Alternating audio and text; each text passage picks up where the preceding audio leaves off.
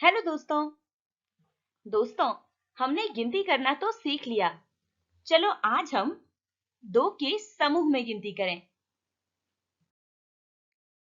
यहाँ देखो, यहाँ पर 2 बिस्किट हैं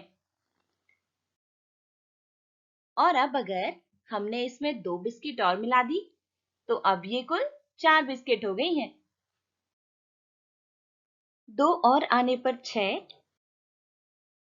फिर 2 और मिलाने पर 8, फिर 10, 12, फिर 14, फिर 16, फिर 18 और फिर 20। तो यहाँ हमने 2-2 बिस्किट मिलाए तो हो गए पूरे 20 बिस्किट।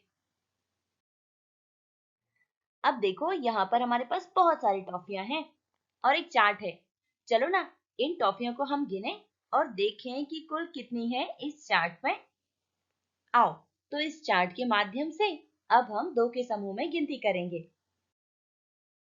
तो ये हुई 2 टॉफियां, फिर और 2 आई तो 4,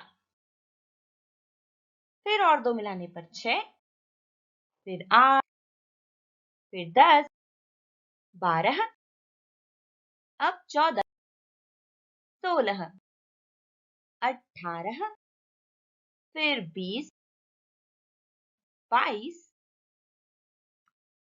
और फिर 24।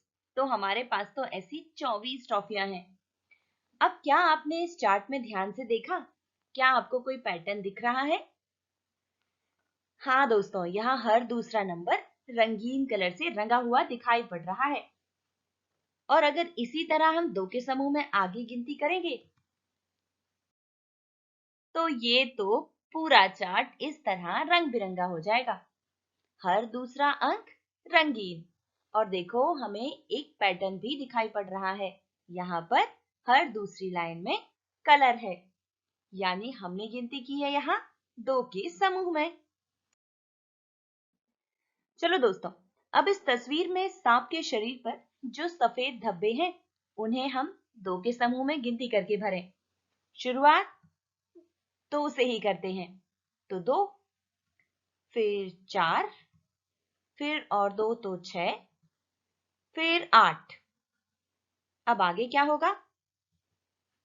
10, 12, 14, 16, 18, 20। अच्छा, 20 के बाद क्या होगा? 22, 24, 26, फिर 28, 30 और फिर 32। बताओ 32 के बाद क्या आएगा? एकदम सही, 34, फिर 36, 38, फिर 40, फिर ये 43, 44, 46, फिर ये संख्या है।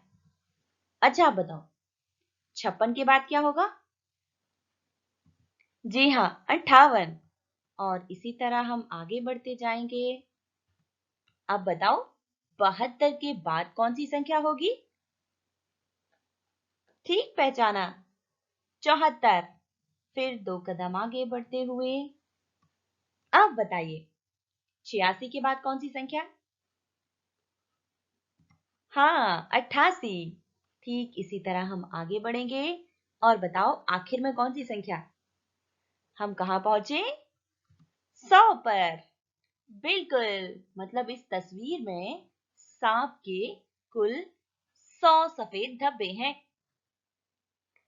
तो दोस्तों, हमने आज सीखा 2 के समूह में गिनती करना। अब आपकी बारी है। गिनती करके देखिए और सीखते रहिए।